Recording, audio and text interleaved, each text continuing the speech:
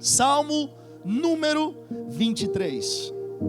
Quando você fala salmo, você não fala salmo capítulo. Se você falar capítulo, pastor, é heresia, não. Só não é correto. Nós falamos número, porque salmo é poesia, né? Então poesia não tem capítulo, tem número e verso. Então a gente fala verso 23, Salmo número 23, verso 1. Eu vou ler do verso 1 até o verso 6. Esse aqui é o texto mais conhecido da Bíblia, com toda certeza. Diz assim a palavra de Deus: o Senhor é o meu pastor, nada me faltará. Deitar-me faz em verdes pastos, guia-me mansamente a águas tranquilas. Refrigera minha alma, guia-me pelas veredas da justiça, por amor do seu nome. Ainda que eu andasse pelo vale da sombra da morte, não temeria mal algum, porque tu estás comigo, e a tua vara e o teu cajado me consolam.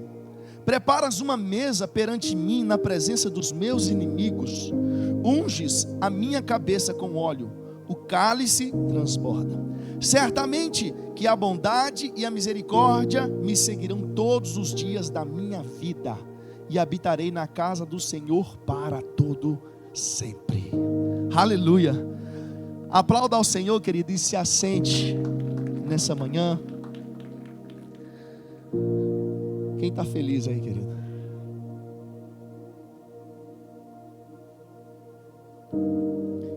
Querida, a minha intenção hoje, se eu pudesse dar um título a essa mensagem, seria confiança inabalável em Deus. E é uma palavra que ela é necessária nos nossos dias, né, Maicon? Precisamos de ter uma confiança inabalável, e nós vamos falar disso hoje.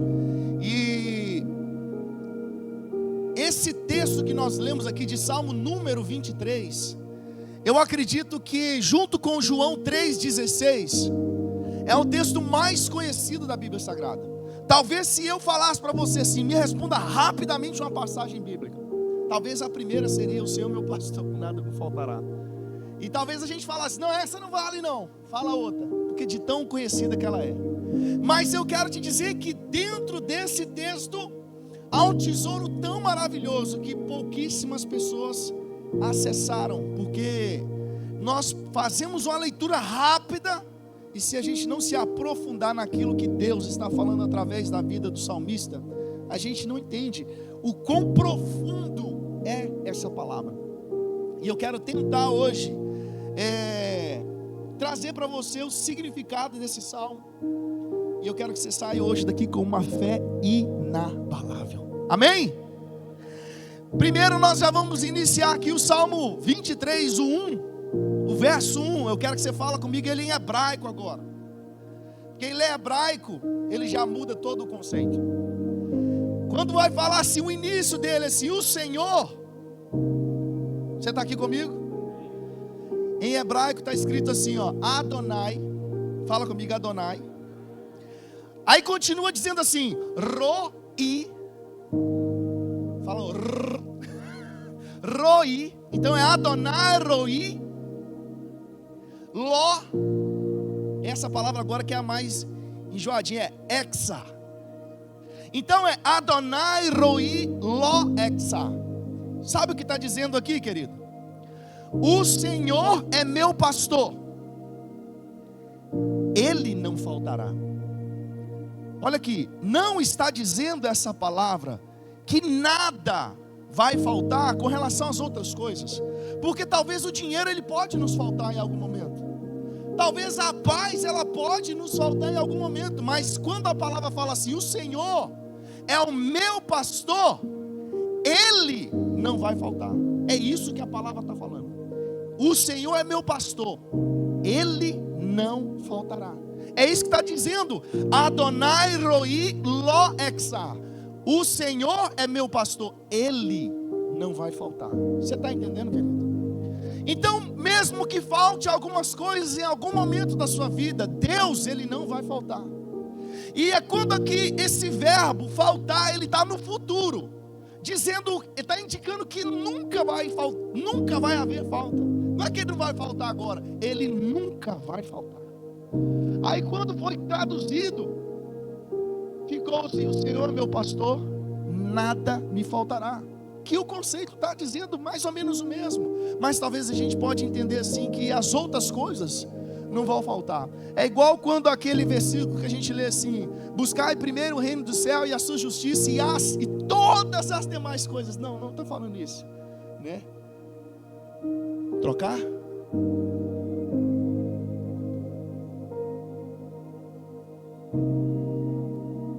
Meu Deus, agora sim.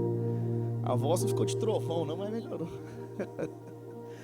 Querido, e outra coisa que nós vemos dentro do Salmo 23, eu ia até falar sobre isso, mas só que eu mudei por causa da situação atual que nós estamos passando.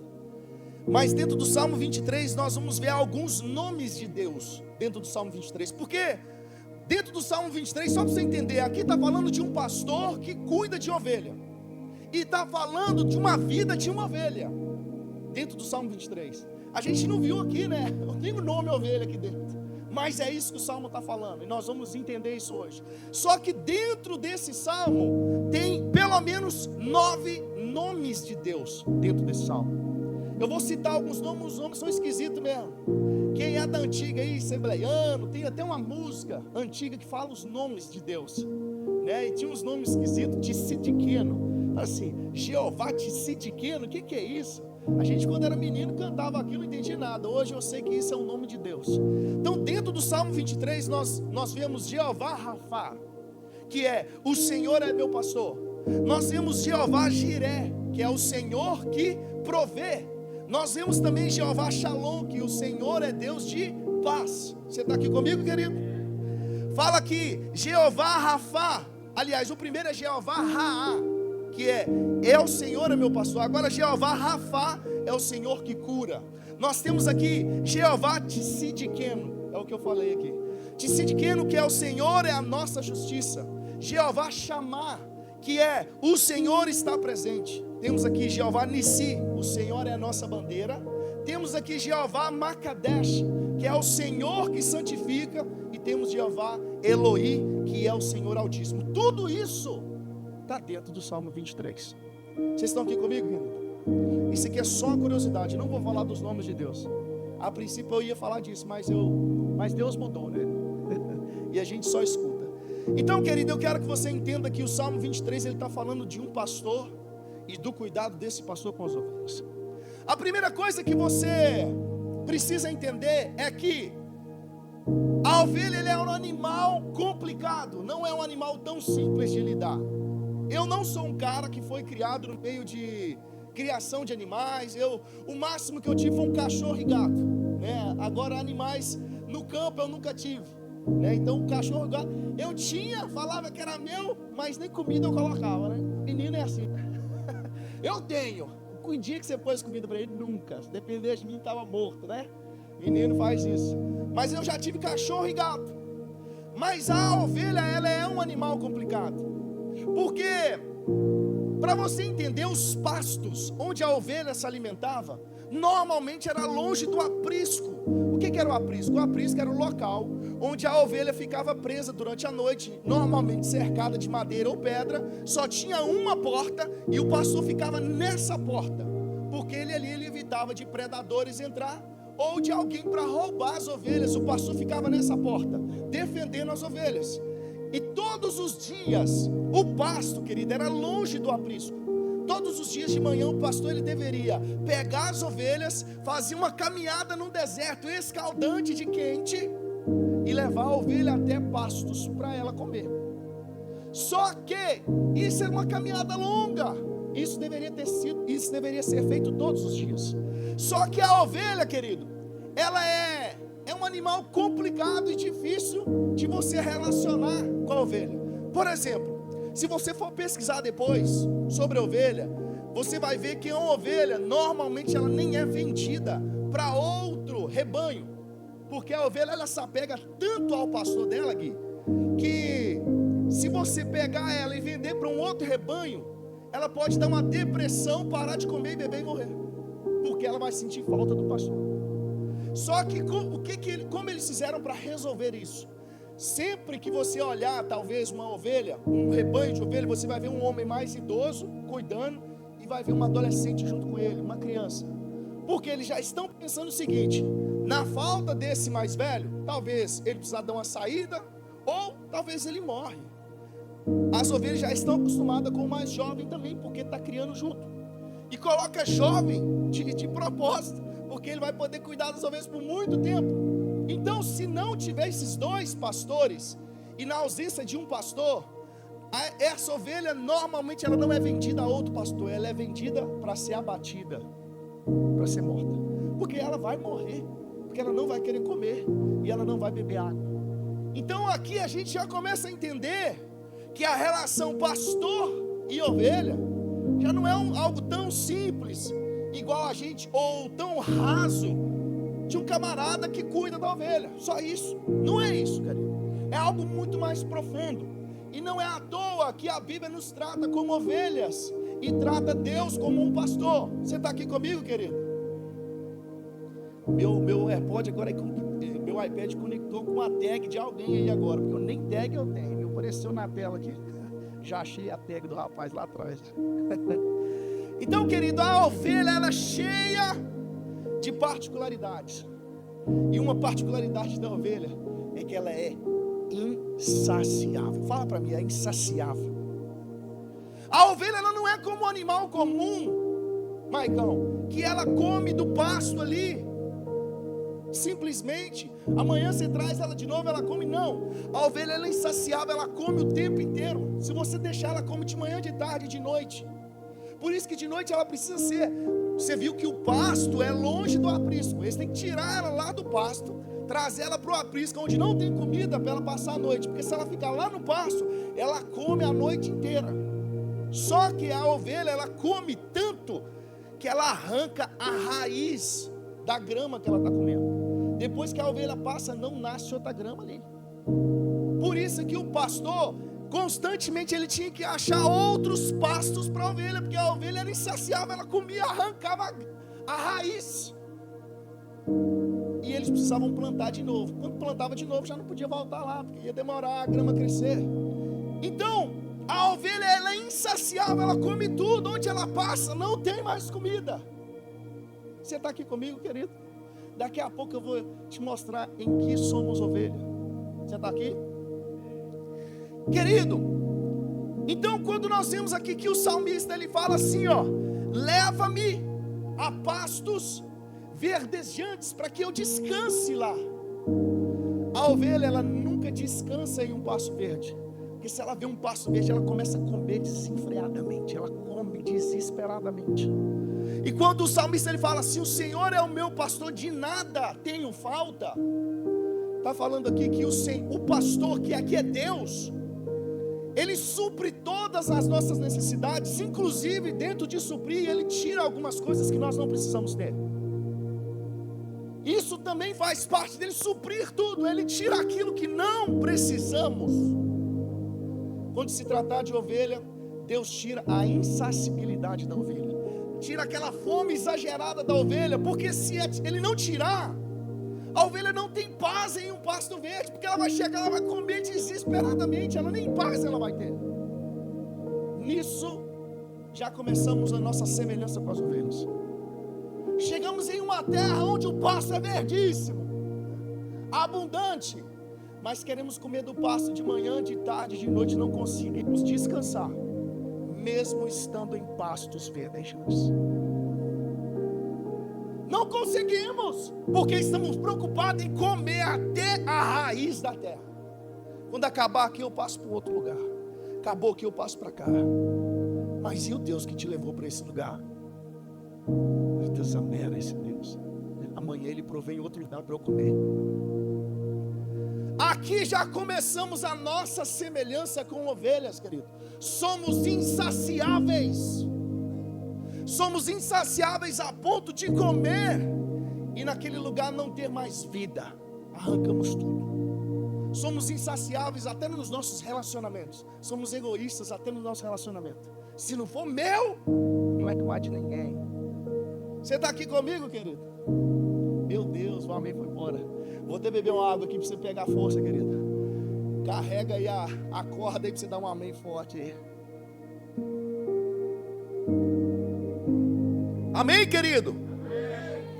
Querido, então, a ovelha, ela chega diante de um pasto verde, ela não consegue ter a paz de abaixar a sua cabeça e comer tranquilamente.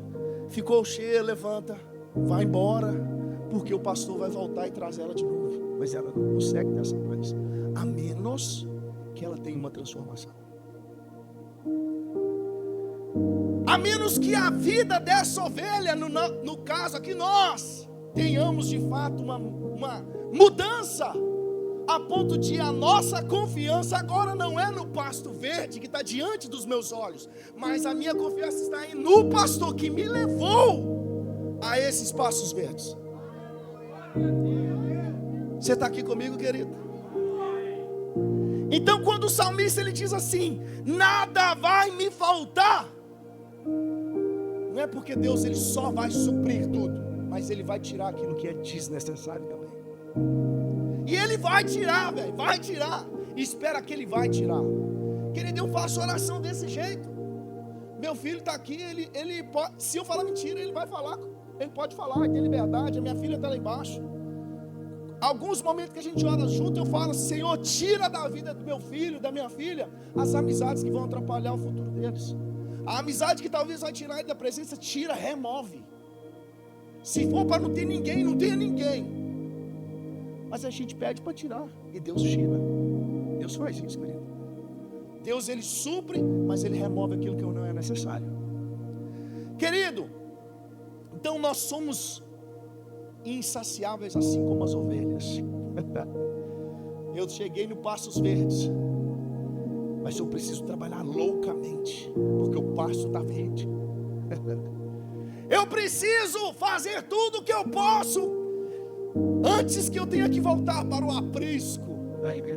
Só que o aprisco é lugar de segurança, é um lugar que tem uma só entrada e o pastor está na porta. Nada entra no aprisco sem passar pelo pastor, nada.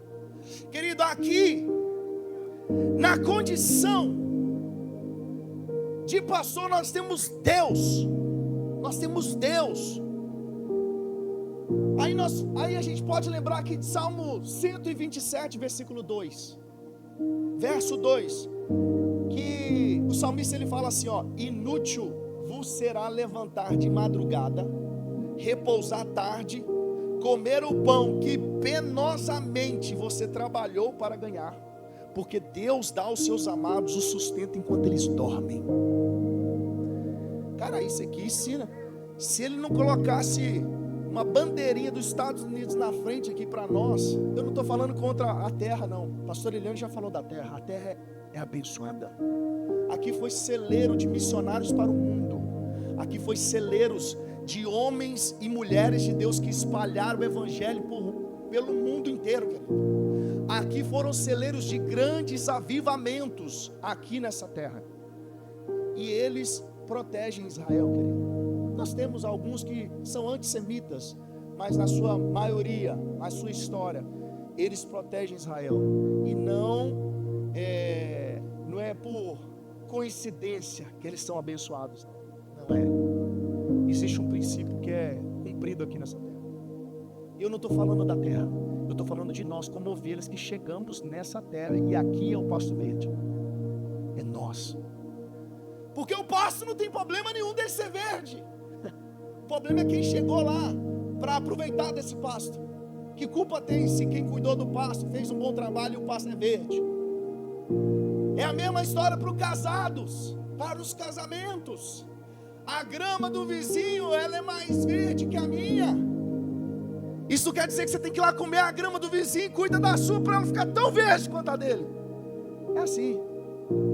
Isso é simples, querido. É assim que funciona.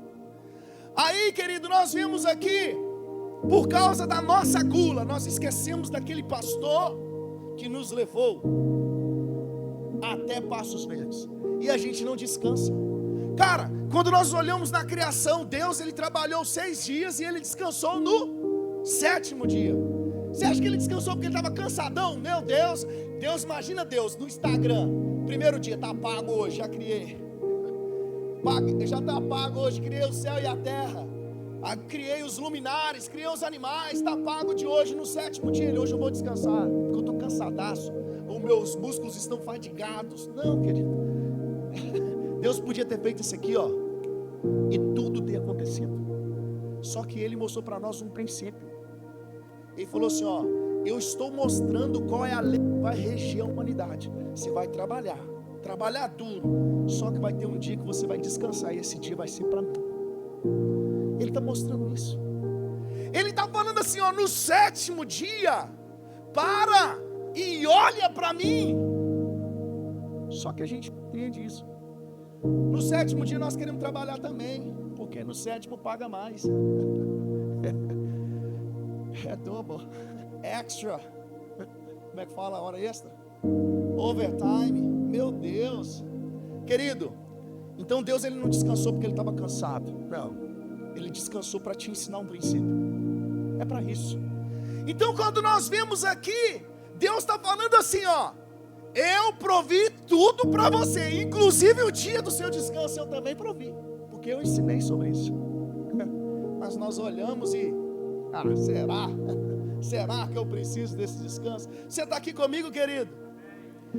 Deus está falando assim, no 7º dia, desliga de tudo e conecta comigo. Deus está falando isso. Querido, se nós entendêssemos isso, nós estaríamos voando, hein? Pastor Esdras, ele já é um grande avivalista. Você está aqui comigo, querido? Mas ele vai ser ainda maior, em nome de Jesus. Nós queremos declarar isso sobre a vida dele, sobre a casa dele, em nome de Jesus. Pastor Esdras vai ser um grande avivalista nessa nação e pelo mundo, em nome de Jesus. Por que eu estou falando isso, querido? Olha os verdadeiros avivamentos que tivemos ao longo da história e olha o que estava por trás.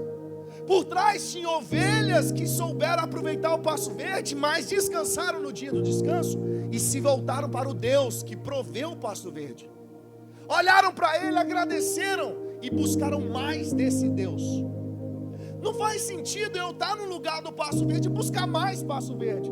Quem que me levou para lá? Eu preciso relacionar com Ele, porque quando ele acabar, Ele tem outro para mim. É assim. Não, mas eu chego no pasto verde, já estou preocupando com outro pasto verde. Não preocupa com o pasto verde, não. Preocupa com quem te levou lá. Se for para aplaudir, aplaude o Senhor, querido.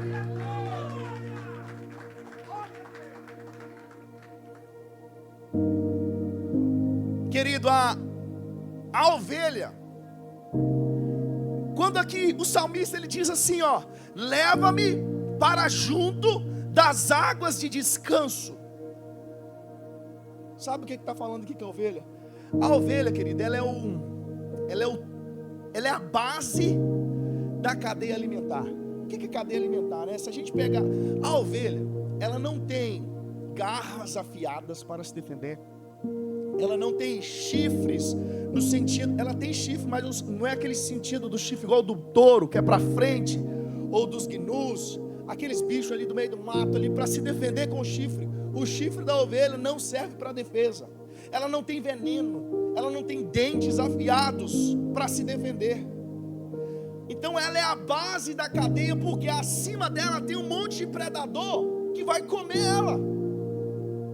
Eles vão atacar a ovelha, então ela precisa de alguém que cuide dela. Se a gente olhar o leão é um dos animais que está no topo da cadeia. Abaixo ele come tudo, ataca todo mundo. Até que quem não aguenta vencer, ele ataca. O bicho é bruto. Mas a ovelha, por ela está na base da cadeia alimentar, e ela não ser um animal forte para se defender, ela é um animal medroso ao extremo. Cara, para você ter uma ideia, pesquisa da ovelha depois. A ovelha ela é tão medrosa que ela tem medo do seu próprio reflexo na água.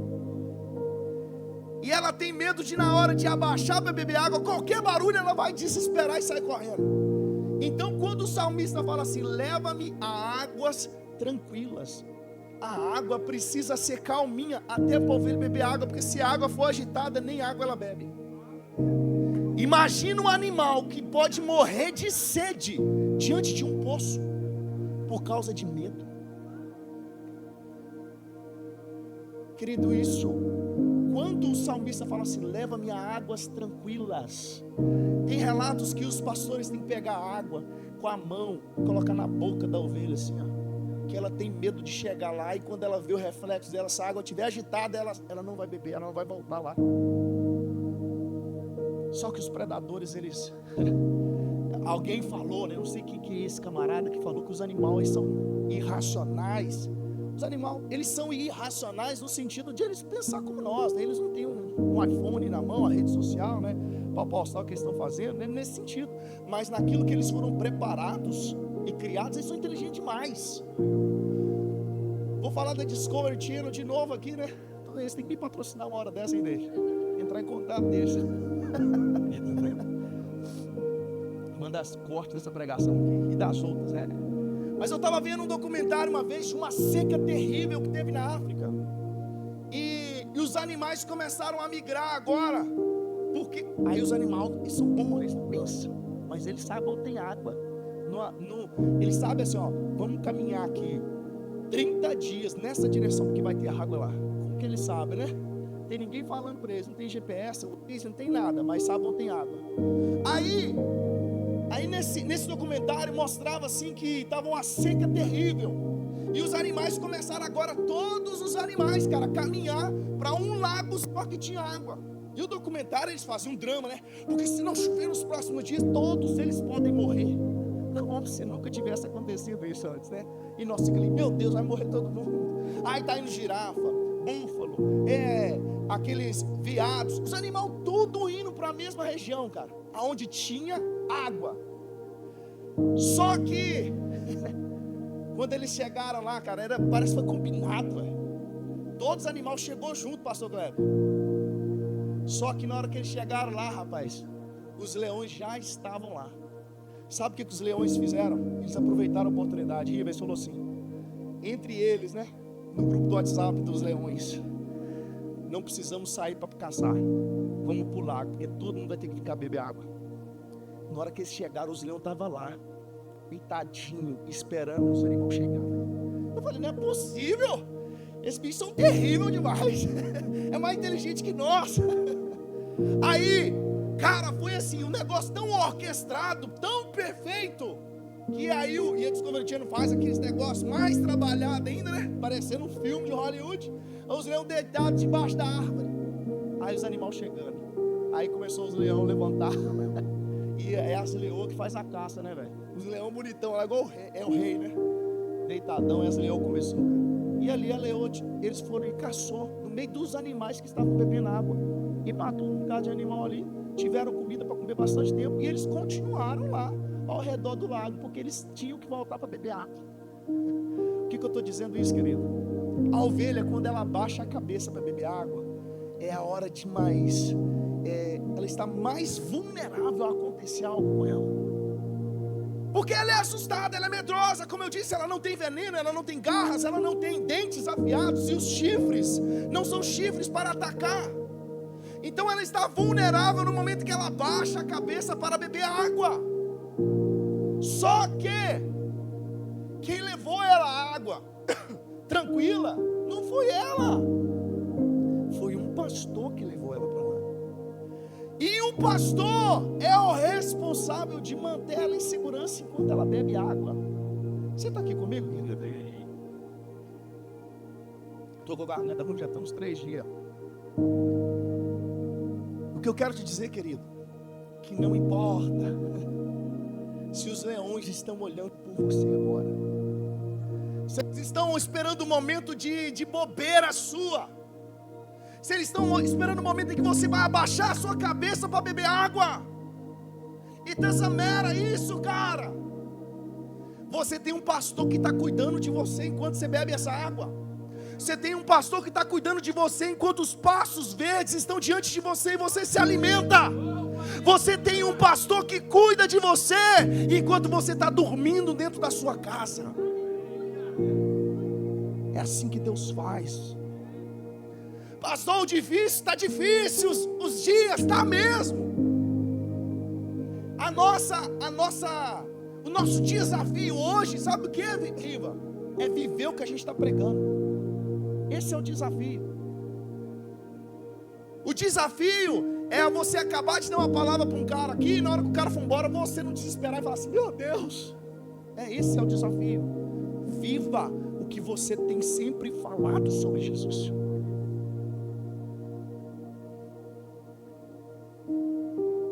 Querido, nós precisamos entender isso e aprender isso, cara. Existe um pastor que está cuidando de nós. Existe alguém que te guiou até um pasto verde. E se esse alguém quiser remover você do pasto verde, você vai fazer o quê, velho?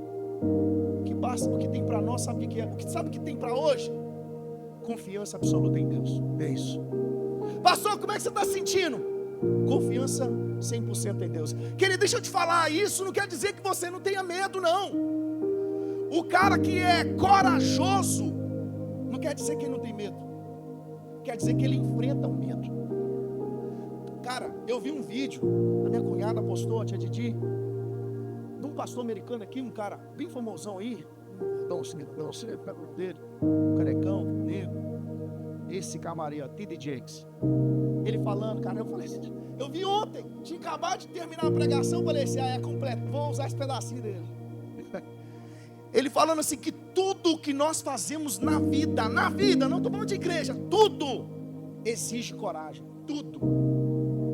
Se Deus está com você ou não, exige coragem sua. Porque Deus, Ele te deu uma missão. Não quer dizer que vai ser fácil e vai ser de boa. Nós vamos chegar nessa parte aqui ainda que eu ande pelo vale da sombra da morte. Você acha que quem está no vale da sombra da morte não tem medo, não? É lógico que tem, cara. Eu sou capaz de orar por alguém que está no leito de morte, mas estou com medo da enfermidade. Mas isso, a coragem não é antônimo, não é oposto o medo não é oposto de coragem, não. Quem é corajoso é porque enfrenta o medo. Querido, nós precisamos ter coragem para tudo. Você teve que ter coragem para largar tudo e vir para cá, velho. Aí a gente chega e fala assim: mas eu não consigo. Velho, não fala isso para mim não. Não fala isso para mim não. Não consigo, pastor. Eu não consigo largar a pornografia. Eu não consigo ser uma pessoa diferente. Cara, você consegue sim. Você abriu mão da sua vida lá no Brasil, vendeu tudo. Teve gente que vendeu casa. Atravessou o oceano para vir aqui no lugar que você não conhecia ninguém, não falava a língua do lugar, aprendeu profissão, engoliu sapo um monte de vez, passou aperto um monte de vezes para a rua. Você mudou sua vida para estar aqui e você não pode fazer. Olhar para Deus e falar assim: cuida da minha vida. Você não pode. Você está tirando. Você já fez um monte de coisa.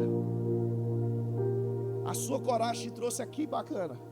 Se você tivesse medo, você não estava nem sentado nesse banco aqui, ó. Eu não estou falando para quem está em casa, não, querido. Aqui não é lugar de indireta, não. Não estou falando para quem está em casa, não. Se você ficou em casa porque você estava com receio, está tudo bem. Está tudo bem. Mas, mesmo que Deus tenha te prometido, vai exigir coragem de você para cumprir. Porque Deus, Ele promete, mas não vai te colocar o ser lá sem dificuldade, não. Você vai ser provado no caminho, velho. É assim. Você está aqui comigo, querido? Então a ovelha, querida, ela está na base da cadeia alimentar. Ela não tem como se defender. Em outras palavras, se colocarmos uma ovelha em uma floresta, ela não vai durar muito. Teve um documentário, quando eu fui falar do Salmo 23 na teologia, quando eu dava aula de teologia, a gente teve uma aula, falar só o Salmo 23. Eu não falei nada disso, eu estava falando dos nomes de Deus lá. Mas tinha um documentário que eu vi de uma ovelha que sumiu. Ela sumiu do rebanho. E ela foi achada depois de alguns anos. Ela já nem enxergava mais, porque o pelo dela tinha tampado. Ela estava com um Rastafari grandão assim. Não é Rastafari, é Rastafari? Aqueles grandão. Black Power. Rastafari é os dread, né? Ele estava com Black Power. Ela era uma bola assim, igual o Primo It da Família Adams. Quem conhece o Primo It aqui? O cara que é só o cabelo lá da Família Adams. era a ovelha. Você não via nada. Ela não conseguia nem comer direito de tanta lã que tinha nela. E ela estava sumida. Quando eles pegaram ela, tosquiaram ela, tiraram a lã dela, não sei quantos quilos a mais do normal, querido, e ela ia morrer sem esse cuidado.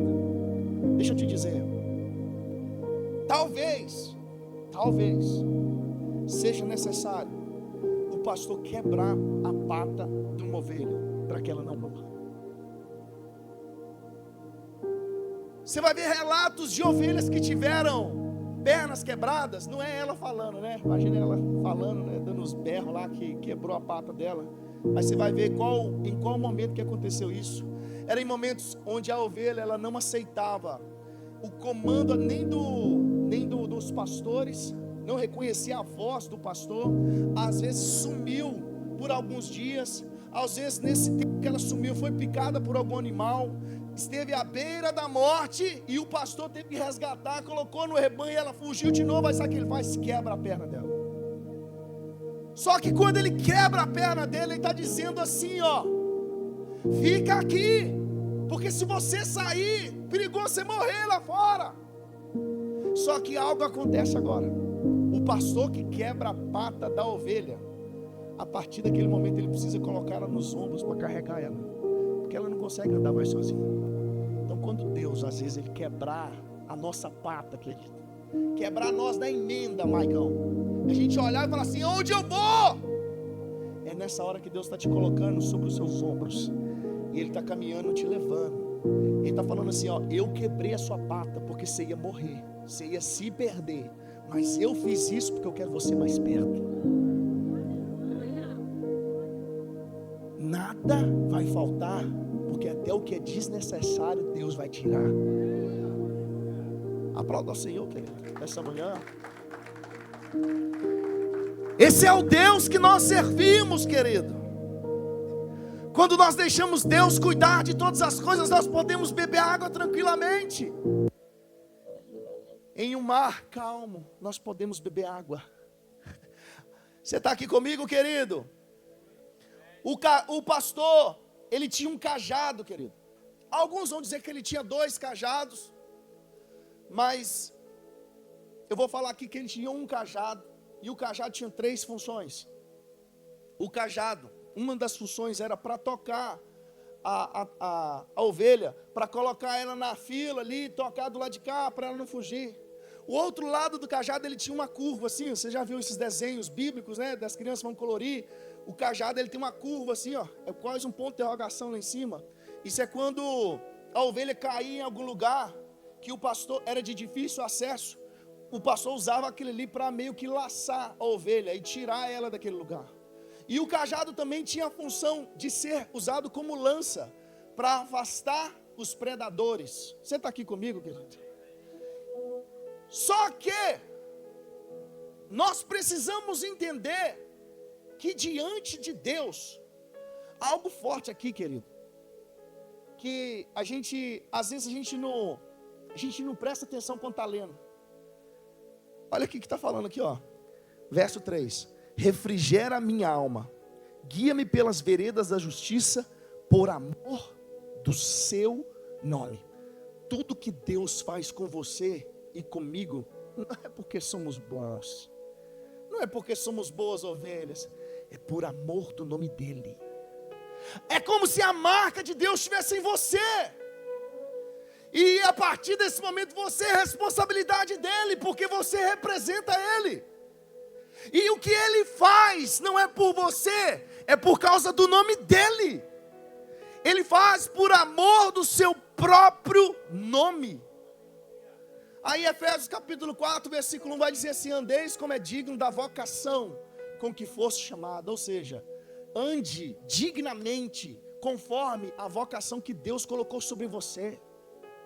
Seja digno diante daquilo que Deus colocou nas suas mãos para você fazer, porque você representa Deus.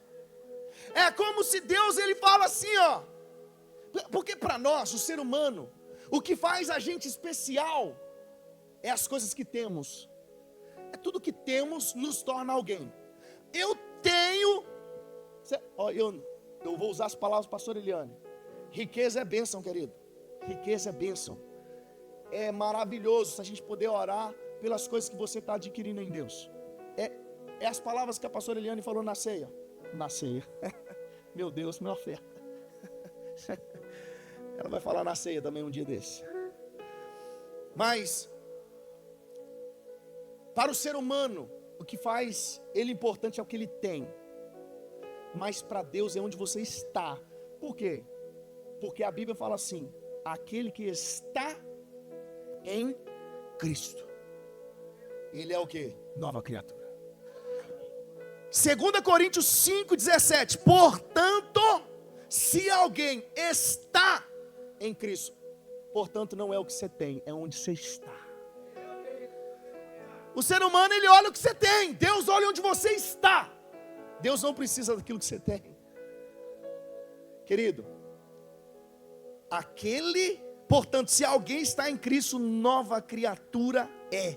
As coisas já passaram, eis que surgiram novas todas as coisas. Querido, algo muito top que eu vi esses dias.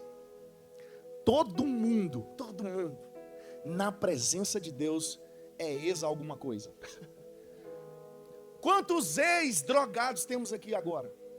Quantos ex-ladrões? Ex-pessoas viciadas em pornografias? Ex-prostitutas? Querido, na presença de Deus, todos nós somos ex alguma coisa. Porque Deus, ele transforma a gente. Cara, olha para você ver. Em João 12, nós temos uma cena marcante, pastor Kleber. Nós temos ali, em João 12, uma ceia em Betânia. Ali, 6 dias antes da Páscoa, Gui. Eles estavam ali em João 12. Aí, se a gente olhar com atenção aos personagens que estavam ali, pastor Murilo, todo mundo era ex alguma coisa. Olha quem estava lá na mesa da ceia. Lázaro, ex-defunto.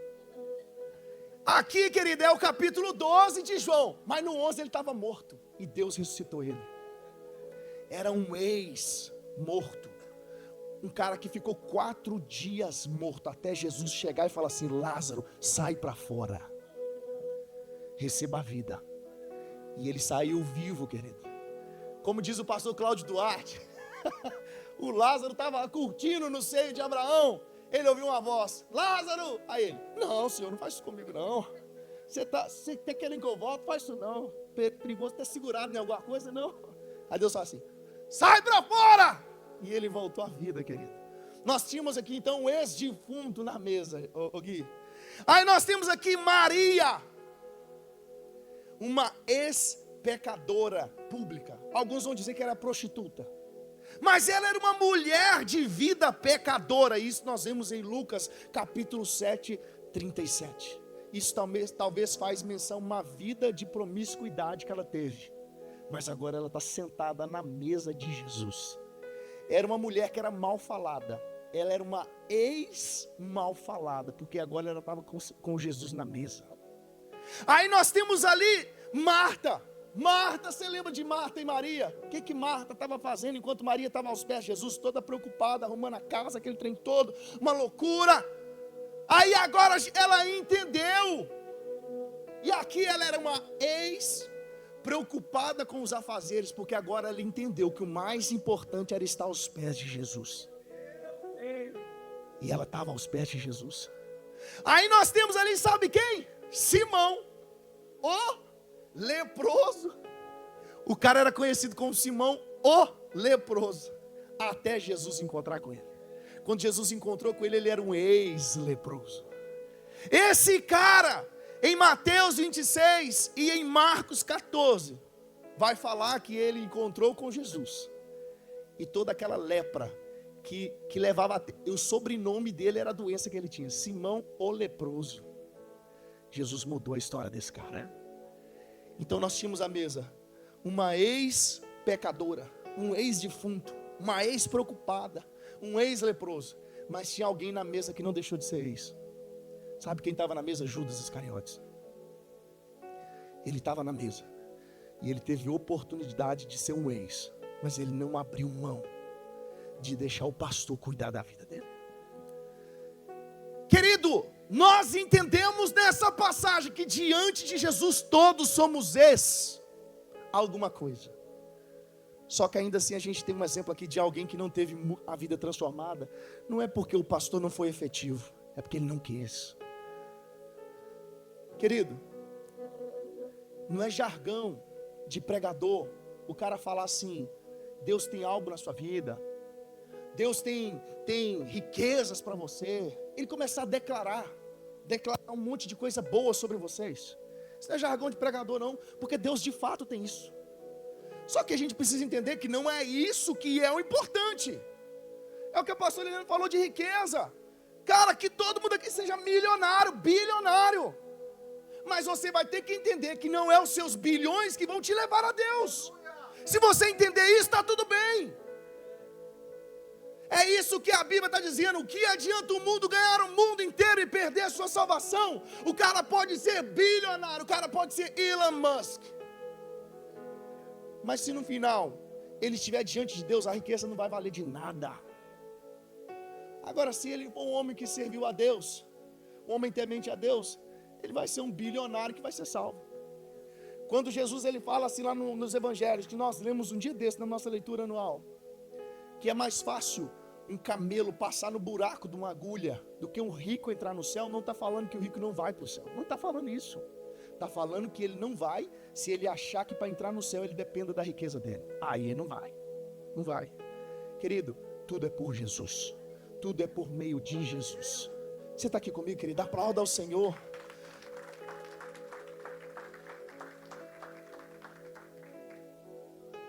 Querido, estou quase terminando já. Faltam só umas 15 páginas. Brincadeira. Querido, ter o Senhor como nosso pastor faz nós enfrentarmos os nossos medos. Porque no verso 4 diz assim: ainda que eu ande pelo vale da sombra da morte, não temerei mal algum, porque tu estás comigo. O teu cajado e o teu bordão me consolam. Querido, para explicar isso aqui, temos o contexto da ovelha também. Mas eu vou usar um outro texto para apoiar isso aqui. Marcos capítulo 4, versículo 35, até Marcos 4 e 5. Vai contar aquela história que Jesus estava no barco, o barco estava uma tempestade terrível e Jesus estava dormindo. Vocês lembram dessa passagem? Não é o episódio onde Jesus anda sobre o mar. Não, é onde ele está deitado na proa do barco, dormindo, e o barco está no meio de uma tempestade. Aí os discípulos chegam e falam assim: Senhor, eles acordam Jesus. Ele fala assim: você não importa que a gente vai morrer todo mundo, não? Você está tirando a soneca agora, nós vamos morrer. Aí Jesus, a Bíblia fala assim, ó, Jesus estava na popa, dormindo com a cabeça sobre um travesseiro. Meu Deus, eles olhavam Jesus assim: você está tirando, cara? Nós estamos morrendo, o barco está virando aqui, você está deitado no travesseiro. Meu Deus, meu Pai. Aí Jesus vai e levanta, e ele repreendeu o vento e o mar. Fala assim: aquiete-se, acalme-se. Não, Jesus falou. Obrigado. Você está ligado na pregação, tá vendo? Jesus falou assim: acalma, aquieta-se. E o mar, houve bonança, ficou calmo. Aí os discípulos, aí Jesus, ele fez uma pergunta para os discípulos assim: cara, por que vocês estão com tanto medo assim? Vocês não têm fé, não? Essa palavra não está dizendo que se a nossa fé for ativada, nós vamos falar com o mar: aquieta, mar. Embora isso pode acontecer, porque Deus pode fazer.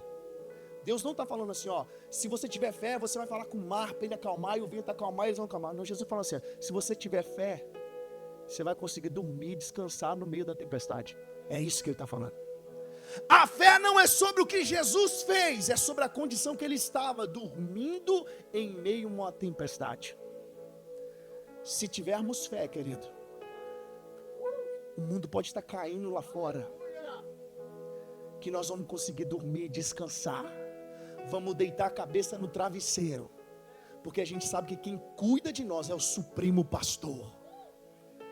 Você está aqui comigo? Querido, Deus é assim, cara. Deus faz assim. E Deus, Ele quer fazer assim. Quando a gente olha aqui que o salmista ele fala assim: ainda que eu ande pelo vale da sombra da morte, não temerei mal algum, porque tu estás comigo. Às vezes nós precisamos entender aquilo que Deus está dizendo, cara. E às vezes a gente não entende muito bem. Vou dar um exemplo aqui. Teve um dia que estava um dia antes do batismo aqui na igreja, nós estávamos aqui preparando, estava eu, Luiz e mais uma pessoa aqui na igreja conversando. E essa pessoa que estava conversando com nós é um amado, querido irmão. Talvez se você estiver assistindo a live, não vou citar seu nome, é só um exemplo. Ele comentou com nós assim: não, pastor, mas eu na minha caminhada cristã, eu já fui em algumas igrejas para ministrar e eu fui rejeitado. Pela forma com que ele se vestia, com que a forma que ele se portava, alguém rejeitou, fechou a porta para ele. Aí ele falou assim: mas só que alguém se levantou, um profeta, e falou assim que eu teria muitas casas. Aliás, deixa eu voltar aqui. Ele, no meio da nossa conversa, demoramos aqui 1h30, 2 horas batendo papo, enquanto a gente montava a piscina. Ele falou assim que algumas vezes na vida dele ele foi rejeitado. Ele foi a algumas igrejas para ministrar, as pessoas olhavam para ele, pela forma com que ele vestia, e falavam assim: não, esse cara é estranho e tal. E ele teve muitas portas fechadas. Aí no meio da conversa começamos a falar tal de profético, de dons de língua, de visão, aquele negócio todo. Aí ele citou um dia. Aí nós começamos a falar de riquezas, começamos a falar de prosperidade financeira aqui na América. Aí ele falou assim: porque um dia um profeta, Deus usou um profeta para falar comigo. Ele estava contando. E esse profeta falou que eu teria muitas casas. Muitas casas. Então eu agarrei nessa palavra. E eu estou buscando isso, mas eu não estou vendo isso. Mas esse profeta falou que eu teria muitas casas. Aí na hora, né? Querido, eu não sou destruidor de sonhos. Não sou, tá? Mas às vezes Deus, Ele ministra algo no meu coração, eu preciso falar. Talvez você vai estar me falando alguma coisa. Se eu te falar algo, é porque Deus ministrou na minha vida na hora. Aí eu falei com ele assim: rapaz, você falando isso aí, me veio à memória alguns minutos atrás, você falou que foi rejeitado em várias igrejas. Já passou pela sua cabeça que essas casas que essa profeta falou com você aí, não está falando de finança? Está falando das casas, das igrejas que foram fechadas para você, e Deus está te falando que você vai ter outras casas? Será que não seria outras portas abertas para você em outros lugares? Que Ele estava te dando acesso e não está falando de dinheiro? Você já parou para pensar com isso? Aí ele falou assim: pastor, você me quebrou agora. Eu nunca tinha pensado nisso. Eu falei: esse é o nosso problema. Nos movemos em cima de palavras que nem mesmo nós entendemos. Cara, profecia, querido, vou te ensinar algo. Profecia, você não deve se mover pela profecia. Se eu chegar para falar com você agora, pastor Murilo, Deus está falando comigo que você vai lá para a Tailândia agora. É para você ir para a Tailândia. Você não tem que juntar tudo e ir embora para a Tailândia, porque eu falei com você que Deus está falando. Agora, olha como muda tudo. Deus já colocou a Tailândia dentro do seu coração. Você está orando por isso tem alguns meses. E eu cheguei e falei assim: pastor, e você não me contou. Eu falei assim: Deus está me falando sobre a Tailândia, pastor. Eu acho que Deus tem algo para você lá. Isso é o quê? Confirmação de Deus. Aí, você já estava pensando nisso. Deus confirmou. Agora, não se mova por profecia. Não se mova. Olha, eu casei com fulano porque Deus falou que eu tenho que casar. Eu já tive casado desse jeito, querido. Eu já dei curso de casado, para um casamento, os caras estavam passando aperto, a mulher falou: só casei com ele porque uma profeta da igreja falou que eu tinha que casar com ele, porque Deus estava falando. Não se mova por profecia. A profecia ela só serve para confirmar aquilo que Deus já começou a tratar com você. É confirmação, não é destino não, porque a gente nem sabe quando alguém te dá uma palavra dessa, fala assim: amém, vou orar em cima disso e ver o que Deus tem. É isso. Peça a confirmação a Deus, querido. Você está aqui comigo, querido? Então nós precisamos entender aquilo que Deus está falando. Então quando o salmista ele fala assim: ainda que eu ande pelo vale da sombra da morte, eu não temerei mal algum, porque eu sei que tu estás comigo. Como eu disse, o pasto da ovelha era distante. Querido, 10 minutos eu termino. O pasto da ovelha era distante. O pastor tinha que fazer esse caminho. E quando eles passavam por caminhos assim, querido, eram caminhos difíceis. Tinham predadores nos caminhos. Se você for ver alguns documentários sobre isso. O pastor ele tinha que fazer uma fila indiana assim com as ovelhas. E as ovelhas obedeciam a voz do pastor, top demais. Fazia uma fila. E eles iam passando por um despenhadeiro assim, buraco para baixo. E elas passando em fila assim, ó. Cara, elas poderiam cair e morrer. E também o vale da sombra da morte poderia ser os predadores.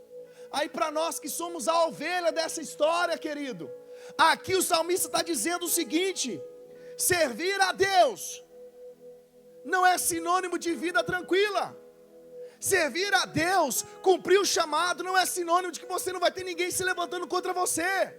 Servir a Deus é você olhar, abrir mão de coisas que você queria fazer, para fazer aquilo que precisa ser feito. Isso é andar naquilo que Deus tem para você. Você acha que os homens de Deus, eles só faziam o que eles queriam fazer? Não. Você acha que Jeremias queria dormir em cima do braço dele por 300 e tantos dias, só de um lado? Você acha que ele queria usar fezes de animal para esquentar a comida dele? Você acha que Isaías, ele queria ficar andando pelado, profetizando na cidade? Não. Isso era Deus que mandou fazer, querido. Eles não faziam o que eles tinham vontade de fazer, o que Deus mandou fazer. Era o que era necessário. E a gente chama isso no mundo hoje, é onde Deus separa, né? Não Deus, é onde a gente vê a separação do homem e do menino. O menino faz o que ele tem vontade, o homem faz o que precisa ser feito. É assim, querido. Isso é vida real. Isso é vida real. Aí nós temos aqui: preparas uma mesa na presença dos meus adversários. Unge a minha cabeça com óleo e o meu cálice transborda.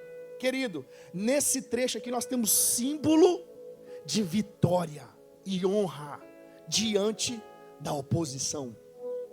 Você está aqui comigo, querido? Preparas uma mesa onde eu vou estar me assentado diante dos meus adversários. Cara, olha o que o salmista está dizendo. Porque quando a gente olha para os trechos bíblicos, onde a gente mostra uma batalha, e quando um povo vencia, um rei vencia uma batalha, normalmente ele preparava um banquete diante daquele exército derrotado.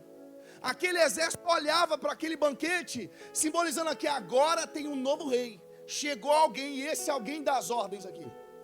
Isso, quando fala de um banquete na presença dos inimigos, nós estamos falando assim de pessoas, inimigos e nações derrotadas. E o salmista está falando assim: eu me preparo uma mesa na presença dos meus adversários. É como se ele falasse: Senhor, me dê a vitória diante dos meus adversários, diante daqueles que me oprimem.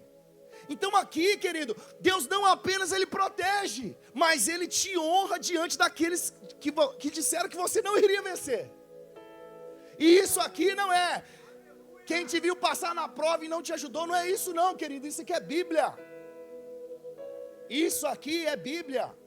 Deus ele te honra diante daqueles que desacreditaram de você.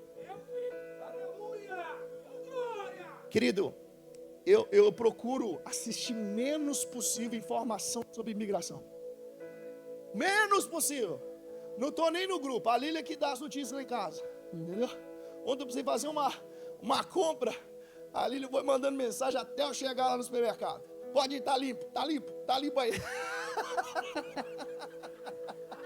E mandava vídeo, mandava foto. Ó, não tem ninguém não, pode ir. Já mandaram a foto daí, passa tal lugar. Eu falei, tá bom. Ali ele tem o rádio dos caras, entendeu? Brincadeira. Se eu tivesse que ele ficava bravo. Mas esqueci até que eu estava falando já. Meu Deus, meu Pai. Deixa eu ver se eu lembro aqui. Vocês lembram aí, gente? Isso. Eu não estou vendo as informações da imigração, porque eu não quero ficar preocupado com tudo isso.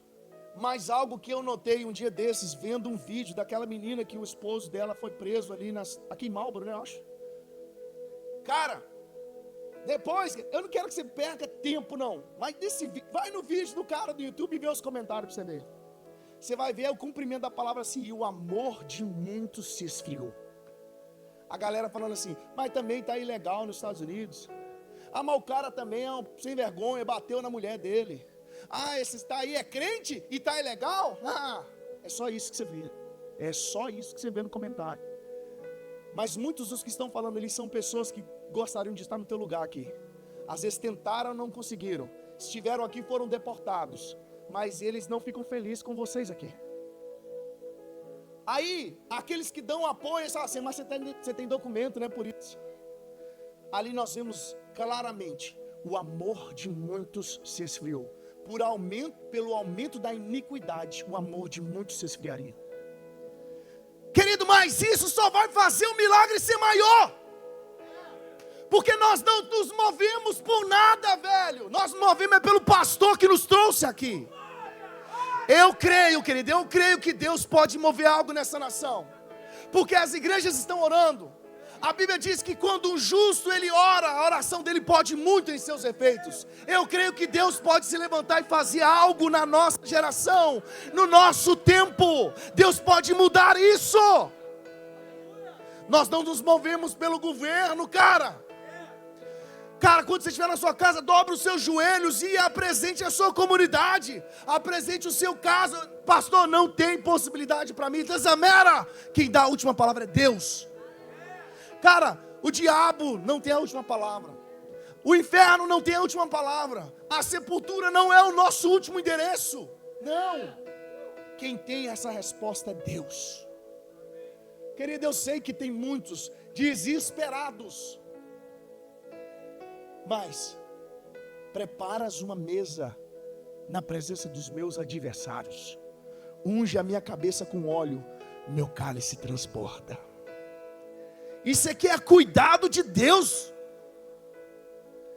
Se a gente trazer para a ovelha, e esse óleo aí sobre a cabeça, a ovelha, como ela não conseguia se defender, os mosquitos começavam a rodear. Você vai ver documentários que a ovelha, ela fica tão irritada com os bichos, os mosquitos, as moscas, ela começa a bater a cabeça na parede, em alguma rocha, tentando afastar eles, e ela machuca com isso. Aí o pastor ele vinha, derramava o óleo sobre a cabeça para manter longe os animais ali, os bichos que ficavam voando, para não estressar a ovelha. Ainda assim é cuidado de Deus, querido. Ainda assim é cuidado. A provisão não depende que o mundo fale. Depende do pastor que te trouxe para esse pasto verde. Depende dele. Você está aqui comigo, querido? Para a gente finalizar. Bondade e misericórdia certamente me seguirão todos os dias da minha vida. E habitarei na casa do Senhor para todo sempre. Querido, aqui tem algo incrível demais nessa parte. Querido, o texto que nós lemos em Salmo 23 diz assim: o Senhor é o meu pastor. O Senhor é o meu pastor. Mas não existe um pastor pessoal. Não existe um pastor assim, é só o pastor do Riva, não. O pastor, ele é pastor do rebanho. Então, se ele é o nosso pastor, ele é o pastor da comunidade, isso nos dá um senso de família. Se ele é o nosso pastor, quer dizer que nós somos irmãos. Porque o Pai, ele não é nosso. A oração não fala assim, Pai nosso. Alguém ora, Pai meu, que estás no céu? Não. Se o Pai é nosso, quer dizer que nós somos irmãos, filhos do mesmo Pai. Isso quer dizer que, se eu sou seu irmão, Rivo, o seu problema é meu problema. Significa que o seu problema é o meu problema. Nós estamos juntos em comunidade e em família. Isso aqui nos dá um senso de família, um senso de cuidado. Porque o pão é nosso, o Pai é nosso. O problema é meu? Não, o problema é nosso. Porque nós servimos ao mesmo Deus. Isso aqui é senso de comunidade e senso de família. Querido, quando ele fala assim, bondade e misericórdia certamente me seguirão todos os dias da minha vida, e habitarei na casa do Senhor para todo sempre. Querido, por isso que eu não acredito no dito cristão que não congrega. Eu não vou na igreja não porque eu sou a igreja. Mentira, a Bíblia nem ensina isso. Você é uma aberração, porque você está fora do corpo.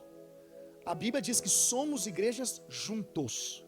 Eu faço parte da igreja, quando estou em parte do corpo, quando estou em comunhão, nós todos somos igrejas. Eu sozinho, você já viu algum pé andando sozinho para a rua fora?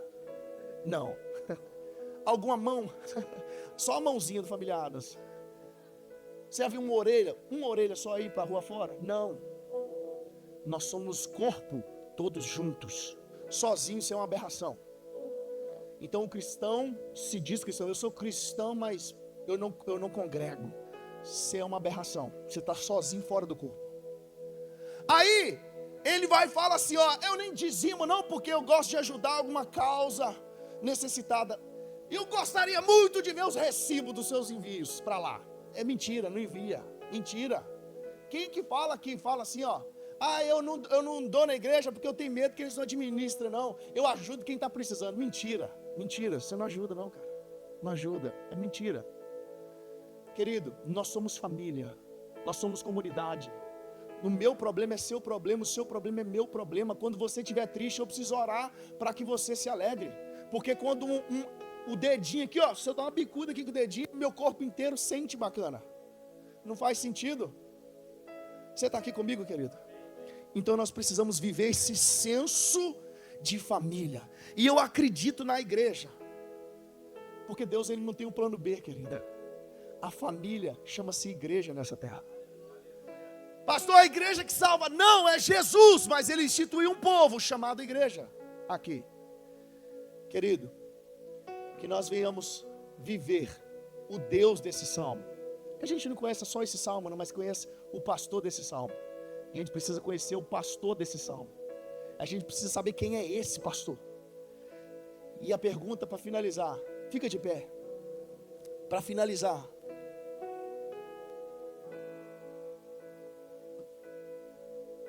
esse pastor só existia nessa época aqui do Davi? Não. Esse pastor é o seu pastor ainda hoje. Tudo que ele fez nessa época ainda está disponível para ele fazer hoje. O mesmo pastor que Davi escreveu sobre ele é o mesmo pastor que cuida da sua vida hoje. Cara, entrega a sua vida para Jesus. Confia nele e ele tudo fará. Entrega o teu caminho ao Senhor, confia nele e ele tudo fará. Querido, quando você for orar, lembre da igreja, lembre da comunidade, lembre dos outros imigrantes também, porque não é só nós que estamos passando aperto, não. Os hispanos também, os camaradas, os africanos também, os asiáticos também. Ontem pegaram aí, não sei aonde, aí um cara transportando um monte de chinês dentro de um ônibus, sei lá, alguma coisa assim. Até todo mundo. Ora por todo mundo, querido, porque eles são nossos irmãos também. Nós vamos morar no mesmo céu. O Pai não é nosso, o problema é nosso, o pão é nosso. Querido, que o medo ele pode bater na sua porta, igual eu disse. O corajoso não é porque não tem medo, o corajoso é porque ele enfrenta o medo. Então o medo ele pode bater na sua porta, mas não desanima, não faça loucura, cara. Coloque os seus medos, as suas dificuldades aos pés daquele que pode fazer algo. Fala com Deus, ore ao Senhor. Tá apertado demais, tá difícil, pastor. Coloca um hino, desliga a sua rede social um pouquinho, coloca um hino lá, de preferência lá da década de 80 e 90, onde era real a adoração. Brincadeira, se você, não é brincadeira, é verdade, mas se você talvez é novo, né? Eu sou da década de 80, então é diferente. Mas coloca um hino, querido, onde Deus vai falar contigo, o Espírito Santo vai acalmar teu coração. Tem uma canção lá do Anderson Freire, né? Acalma o meu coração. Cara, peça ao Senhor: Senhor, me dê tranquilidades em meio a tempestades, em meio a um vale da sombra da morte. Esteja comigo. E Deus, Ele está aqui, querido, e Ele vai passar contigo. Ser cristão não é a ausência de necessidade, não é a ausência de problemas, mas é a certeza de que mesmo em meio a problemas, Deus está com você. Aplauda ao Senhor, querido, nessa manhã.